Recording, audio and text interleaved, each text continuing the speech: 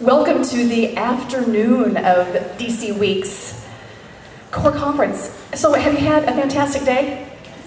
Not to lead you, but have you had a fantastic day? No, to put words in your mouth. Well, it's great to see you here. Oh, pardon me. Great to see you here. I'm Jill Foster with Live Your Talk and a fan of DC Week. We have a wonderful guest before us. She is Erica Williams, and she is with, excuse me, I want to make sure, the Citizen Engagement Lab. She's doing great work, and she is going to keynote this afternoon for our DC Week Social Good track. Thank you so much for investing yourself, and welcome. Thanks. So how are you guys? I shouldn't even be looking over here because it's slightly empty. I'm looking at you four and then the rest of the crew over here. So how are you guys? Good. So how many of you are actually, it's probably a scary question to ask, from the DC area? Like grew up, oh, my people, how are you? It's so very, very rare, and that's one of the things I love about DC Week is that it really brings a lot of cool, or shows the cool that already actually does exist here in what we call the DMV, the District, Maryland, Virginia area. So welcome. So psyched, so excited to be here. When Bonnie, thank you for inviting me, called me a few weeks ago and said, hey, do you want a keynote? I'm like, sure, what's the topic? And she's like, you know, that stuff you do, social change and tech and young people. And I'm like, whatever it is, it's totally right up my alley, so I'm there. So what I actually do is help support young people, and by young, I typically mean 18 through 30. I still have some years in that group. 18 through 30, figure out how to engage in society around them in a way that creates social change. A lot of people think that what I do is go out and motivate young people to get involved and encourage them and push them. And I'd say a tiny percentage of my work does that. But frankly, if you look at kind of the circumstances surrounding this particular generation, despite what the myths may tell you, despite what the newspapers tell you, young people actually don't need much pushing and prodding to want to engage. The question is, and my job is, how do they engage? What is the way to make that energy and that aspiration and that interest to change the world actually cause impact? And how do you tap into the tools and the technologies and the ideologies of this generation? So whether or not you are actually 18 to 30 is kind of irrelevant for this conversation. I just wanted to tell you that that's the primary audience that I work with. But what actually does matter is generational ideology, right? Generational solidarity. And by generation, I'm not actually speaking about age right now. I'm talking about the age that we are in, right? Our society, our time, all of the things that are going on around us, and the tools and technology that we have to change and to impact that. And that's what's most exciting to me. My mother is a minister. My father was a minister too. He passed away when I was 16, and they never quite got my perspective or my orientation around social change, because for them it was all about faith and service. Faith and service. You go to church, you give people food, and I'm not minimizing that work in any way at all. But when I got into a little bit more radical social change, like how do we actually, change government? How do we make it work better for the people? They're like, what people? What are we talking about? Why are you so radical? And I'm excited now that I'm assuming, regardless of what side of the aisle you fall on, that I'm probably in a room full of folks who look at social change in that way, right? Like you are interested in your agency, your power, and your access to tools and technologies to make that agency and that power most effective. Is that you? Yes? A little wave? I'm a church girl, y'all. I need some feedback. Is that you? Yeah. Okay, good. So that's what I'm going to talk about a little bit today. And so all of you, I assume, because it's DC Week, digital capital, everyone has some preliminary understanding of technology, uses it in their day-to-day lives to accomplish whatever their goals and outcomes are.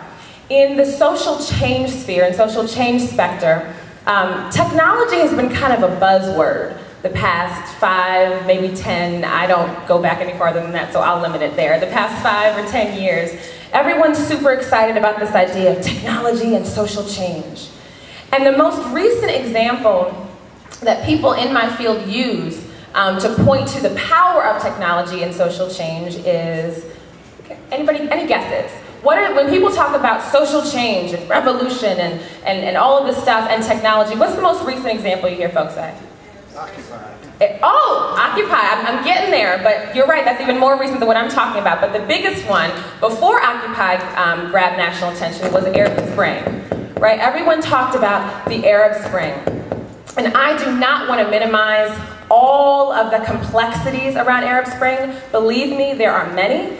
It was important and a movement and actually moving long before our media over here paid attention to it. But what I will say about that is that there were two threads of what sparked or what supported the Arab Spring that I also see replicating itself here in the US. One, you have a generation of folks, and this is actually a report called The State of Young America came out earlier this week, and then there was also some census data analysis that was released on Monday that supports this, but we have a generation of young folks who are overeducated and underemployed, right? Like there's a lot going on. Folks were taught to kind of follow a particular path. You go to school, if you can afford it. The assumption was you'd be able to afford it. That's actually not the reality for most folks, but you can go to school if you can afford it. You come out, you get a good job, you buy a house, you get married, you have kids, you retire. And that whole thing has been turned completely upside down, right? So that's one. The second kind of theme that underlied the Arab Spring that I also see rumbling here, and again, regardless of whether you're progressive or conservative, is a recognition of the reality that government and our political infrastructure does not work the way it should. Most folks feel that government and politics does not actually work for them, for the way they want it to and the way they are able to see their outcomes. So or the outcomes that they desire. So what does this mean for young people who are often told, you know, well, you're not that politically active anyway, your voting numbers are like this, and you're not that engaged. And I actually know a lot of folks, regardless of how old you are, that feel like that. That feel like, well, I'll vote because it's, you know, my civic duty, but I'm totally not into the political process. And I actually know a lot of people in this field, like the whole tech social change field, that actually deep down inside feel the same way. That feel like politics is not, I'm not into that. I'm into like saving babies with an app, and that's what I do. I'm not minimizing that work either, but a lot of times in our field, let's just be honest, we don't often see the connection to that and our work and actually changing systems and structures. And so what I'm passionate about is helping young people connect those dots, and helping all people really connect those dots. And so you mentioned Occupy. Occupy is now the kind of hot movement that whether you like it or you don't, it's all over the TV, it's in cities across the country. Folks are actually out in the street doing something and revolting against an economy that seems broken and a political infrastructure that seems broken. But how are people actually in their communities, whether you're a part of Occupy or not, whether you're into it or not, how are people who recognize that same reality or those same realities actually using their resources, their tools, and their talents, and their passions to change the world and to change their communities in a very, very visible way? So I facilitate a lot of meetings, and we have this theme at my office, or this, I guess, paradigm for when you run meetings or when you present that's called POP, P-O-P, Purpose, Outcomes, and Process. You tell folks what the purpose is of what you're saying or what you're doing, what are the outcomes you expect them to get from this, and how are you going to get them there?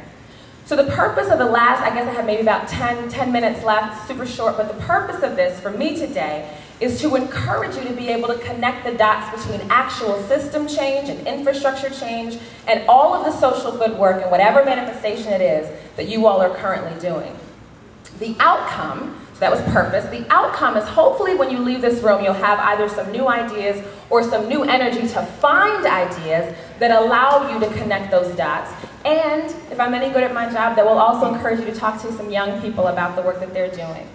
And process. So how am I going to do that in 10 minutes? Well, I'm a daughter of a preacher. I'll tell you some stories. Storytelling.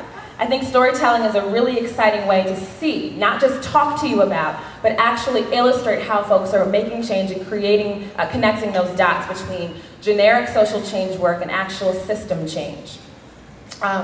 So I work with some young folks that you may have heard about last year who are undocumented immigrants. And when I say I work with them, I mean that they've come to me in our organization and say, we've got a movement, we've got a project and an idea, and we need some support in doing it. And we don't really turn anyone away, so we're like, absolutely, what do you need? What's the project? What are the resources? So a couple of years ago, some young folks came, not just to us, but they were organizing on their own across the country. And these were actually not just undocumented immigrants, but undocumented students, young people who were attending 2- or 4-year colleges. And had recognized throughout the course of their life that most of them, through no fault of their own, they had been brought here and did not have correct documentation. Right? Now, this particular generation, these are all young folks, we're digital natives. So we know how to use technology, we know how to tweet, we know how to G-chat, we know how to send emails, we know how to play with apps, we know how to do all that stuff. But how did you translate that? How were they going to translate all of the energy that they had and the knowledge and experience they had to actually figuring out how to change their circumstances, which are, whether they like it or not, whether you like it or not, are actually very, very political.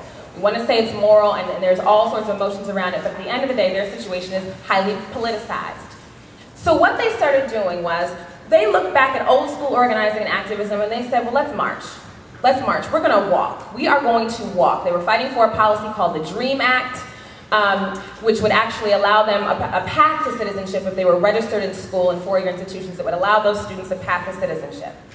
And again, I don't know what the orientation of this audience is. I'm not interested. Don't feel like I'm encouraging you one way or the other. I just want to give you this example.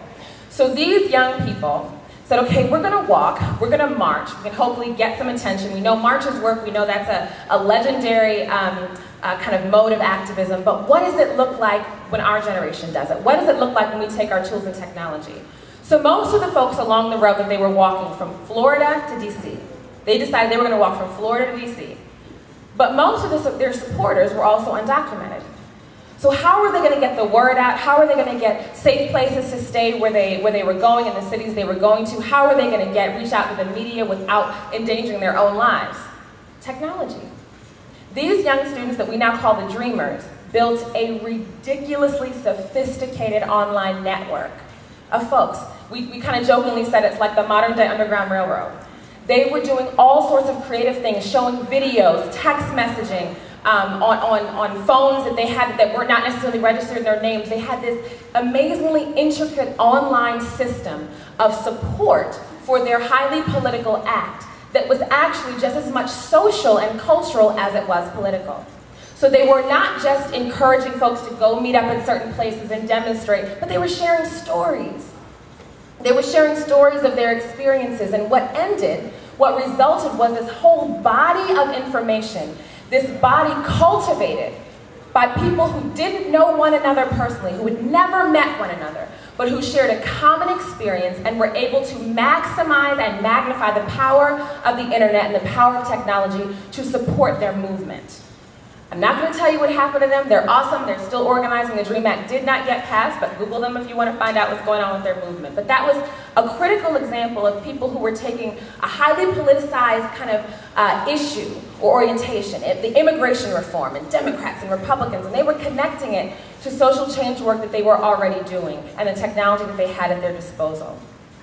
Another one. How many of you have heard of Hollaback? I assume I'm in an audience, maybe? Okay, good. Not all of you. So Hollaback, very, very interesting. A young woman named Emily decided she was she kind of called herself a feminist. But how many of you know the word feminist, for whatever reason nowadays, is kind of a dirty word. Not a lot of folks either identify with it or understand it, one or the other.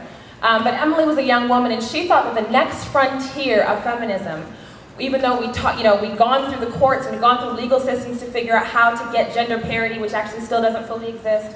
But she said, street harassment, that's something that most women, Democrat, Republican, black, white, brown, doesn't matter, street harassment, that's something that most women deal with at some point in their lives. Y'all know what street harassment is?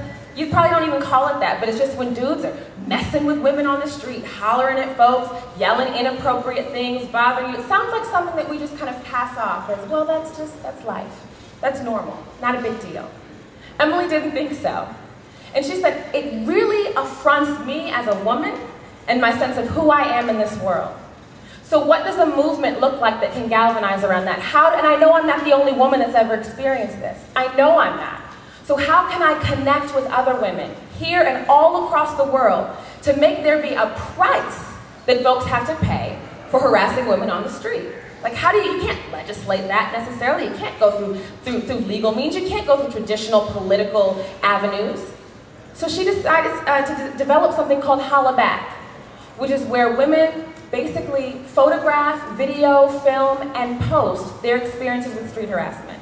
It is the most awesome thing I've seen, right? Like, people are taking pictures, whipping out their cameras, and saying, no, this is not okay, and now your face is gonna be online for doing that, you jerk.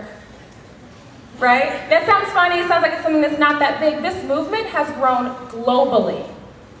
There are Hollaback chapters in Brazil, in Mexico, in Australia, in Ghana. Hollaback has grown.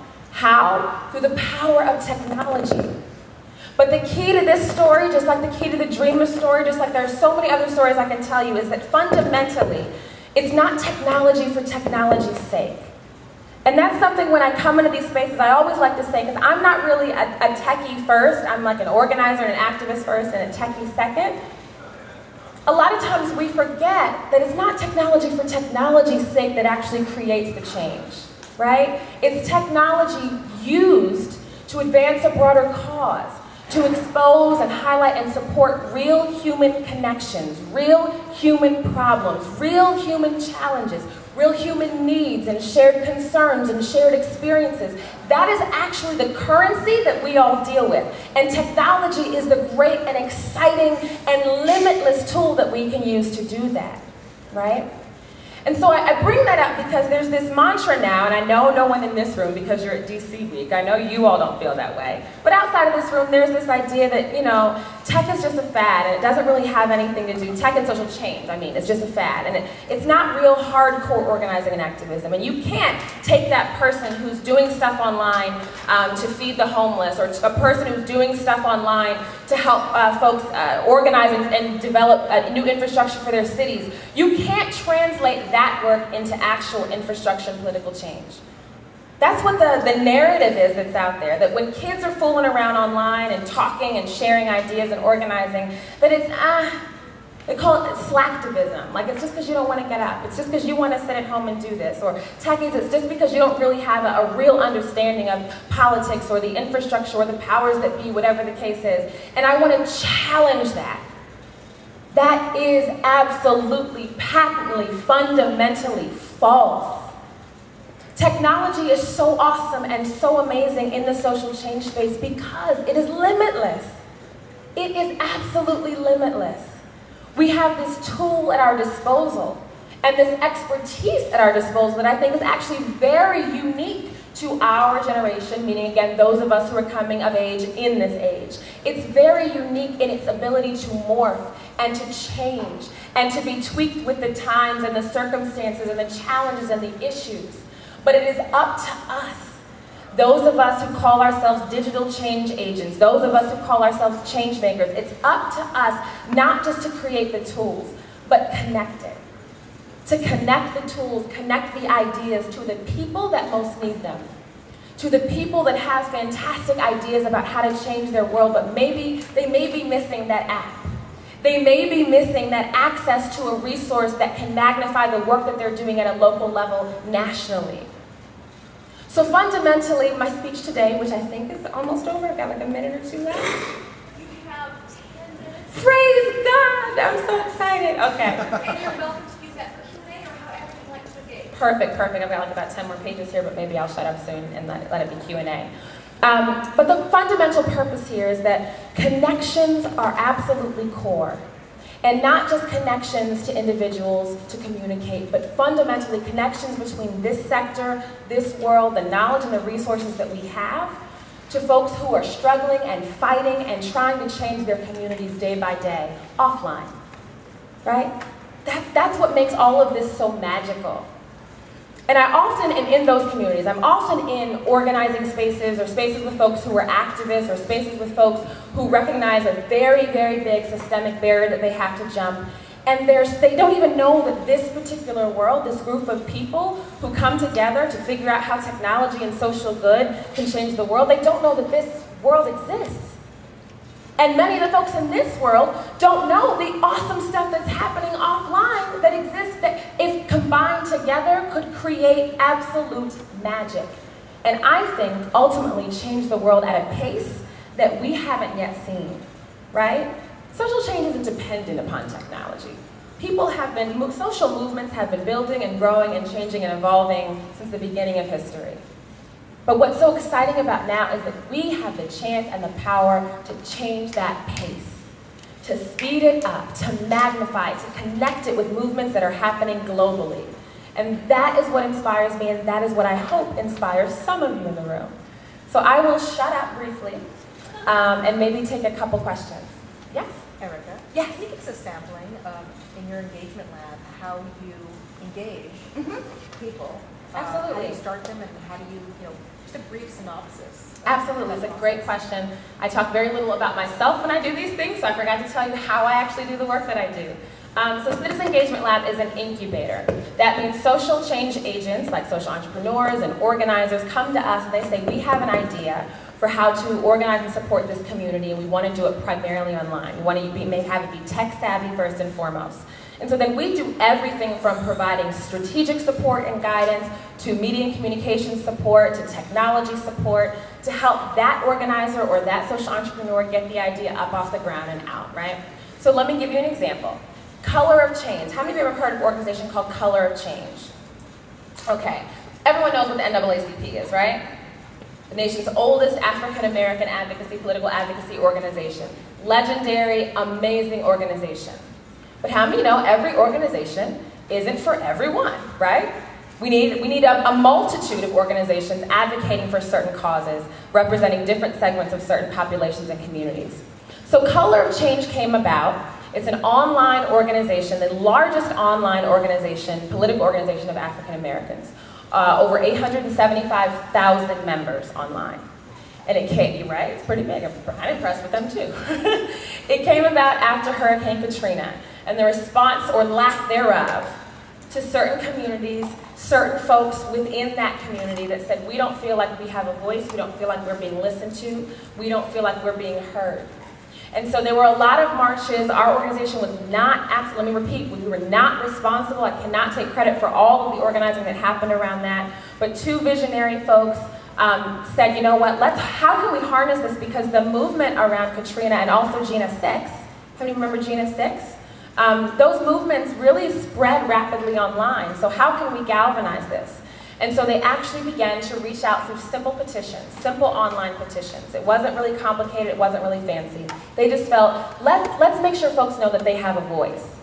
And that fundamentally, unlike a lot of big institutions that are offline, a lot of what characterizes our online groups and institutions and movements is that we call ourselves people-powered.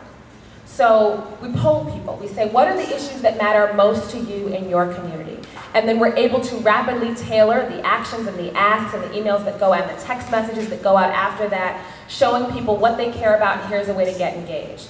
So on a list that big, there at any given point could be 4 or 5 different campaigns running that are orienting and initiating people in all different issues around education, around criminal justice reform, around media reform, around, just kind of hard generic racism that happens in the public sphere. We're running campaigns on those online. How do we then figure out the best way to get that community to grow? We ask them, which I know doesn't sound that revolutionary, but that's one of the challenges that large offline institutions have, is communicating with their membership. So we ask them, what are some campaigns that you'd like to take a part of? How do we best communicate with you? For this audience, frankly, none of that is that super exciting or tech savvy. That's basic online organizing. But it hadn't been done in that space with that community at that scale. So that was a perfect example of one of our most successful organizations, and they have a fantastic executive director now named Rashad Robinson, who's kind of leading cutting-edge campaigns. But that's it. So now we have the largest online political advocacy organization for African Americans. So I guess maybe that answered your question practically. Thematically, part of what we do is keep our ear to the ground and figure out what are the issues that are most motivating people and how are they expressing themselves organically without us there. So when you mentioned Occupy, I got excited because I've been going to several of the Occupies. I've been to the Occupy Wall Street. I was there in Oakland right before a lot of the police brutality happened, and here in DC. just listening, just being present and say, okay, who's here, who's not here? Who is this message resonating with and who is it not resonating with? And what's missing? So for folks who get the message, who think we're the 99% but aren't really into the whole Occupy thing, I'm sorry, I don't sleep outside. That's just me. I'm not a big outside sleeper. But I so resonate. I saw you're not either, or are you? No. You had another question? No, I had another question. Oh, okay. Let me just finish this one story and then I'll go right back to you unless there's another one. But we've been asking folks, so what's missing? If you identify with Occupy but you're not an occupier, how can we support you and what do you need? They want to hear stories. So just last week we launched a beta website called 99% Media, which is just nothing but a repository for all of the awesome clips that are coming out of Occupy around the country, so that at any given moment you can go there, and frankly the media can go there and see what are people saying, what are they doing, what are the messages that are resonating. And so that helps us figure out what the actual online activity looks like. Was there another question, or if not, I'll go right back to you.